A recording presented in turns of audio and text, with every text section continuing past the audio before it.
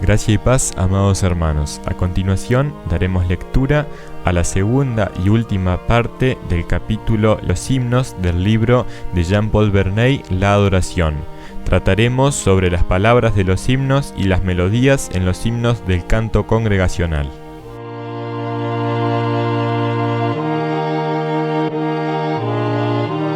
Tanto los cantos solemnes como los himnos evangélicos que cantamos deben ser sabiamente elegidos para satisfacer la necesidad espiritual de la ocasión.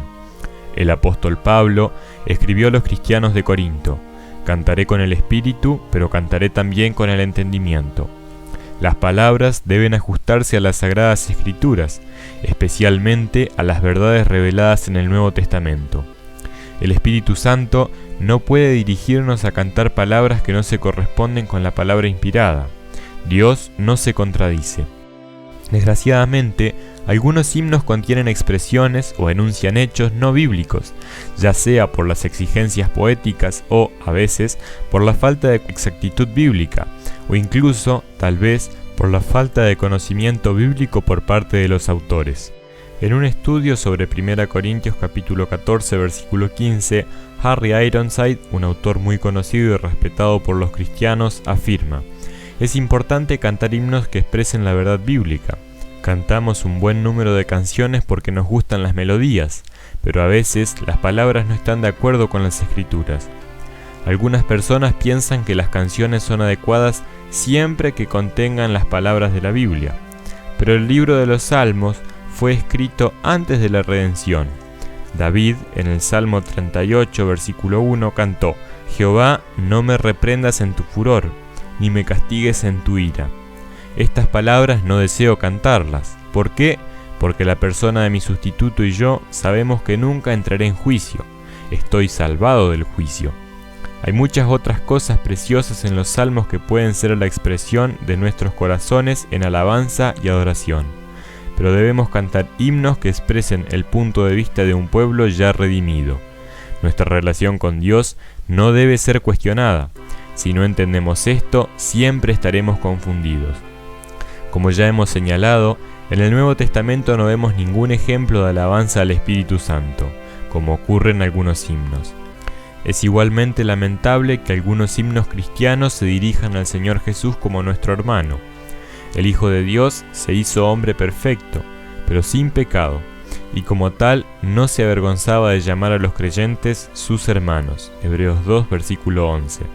Sin embargo, eso no nos da derecho a llamar al Señor nuestro hermano, incluso con H mayúscula. Un error de expresión puede, con el tiempo, crear un error de doctrina. La reverencia y no la familiaridad es apropiada cuando nos dirigimos al Señor. Es importante que los himnos que cantamos equilibren la verdad objetiva y la subjetiva. La verdad objetiva es la que existe independientemente de nosotros mismos, como la creación, la persona y obra del Señor Jesús, la cruz, las promesas de Dios, etc. La verdad subjetiva está relacionada con la experiencia, por ejemplo, nuestra salvación, nuestra alegría, nuestro placer, nuestra vida. Con demasiada frecuencia nos centramos en nosotros mismos, incluso en nuestro canto. Los versos de nuestros himnos que no hablan de nosotros son bastante raros.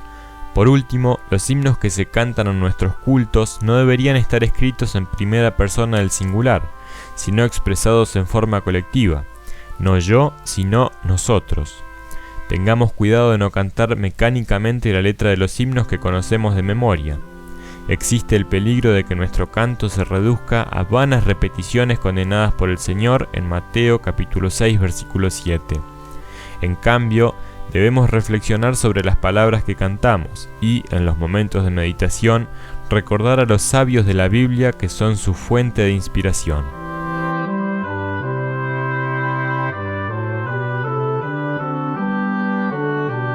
En cuanto a las melodías, es una cuestión delicada porque la Biblia no nos da instrucciones claras al respecto. Los himnos que cantaba David tenían ciertamente melodías muy diferentes a las que estamos acostumbrados.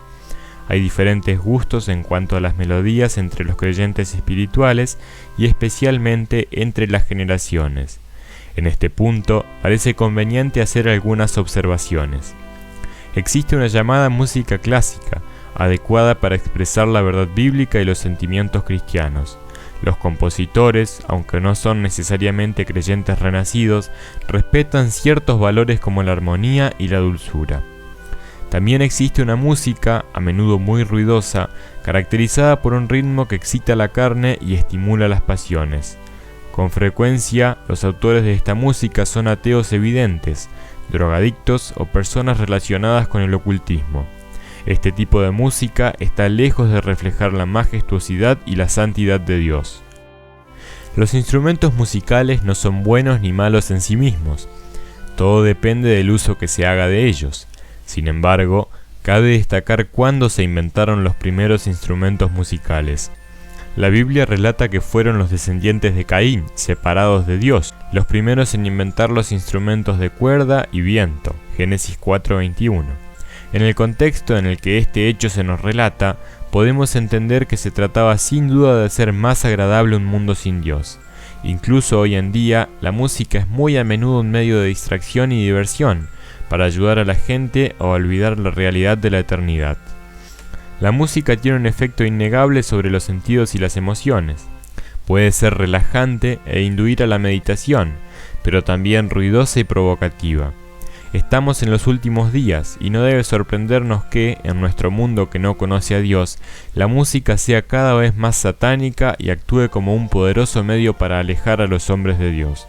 El Espíritu Santo nos advierte sobre este resurgimiento actual de las actividades demoníacas, en 1 Timoteo 4, versículo 1. Ciertos instrumentos musicales son útiles para aprender las melodías de los himnos y cantos sagrados, pero en ninguna parte del Nuevo Testamento se nos dan ejemplos o instrucciones sobre el uso de instrumentos musicales en el culto cristiano. Son los labios de los redimidos los que deben expresar lo que hay en los corazones de los que han sido limpiados por la sangre del Señor Jesús.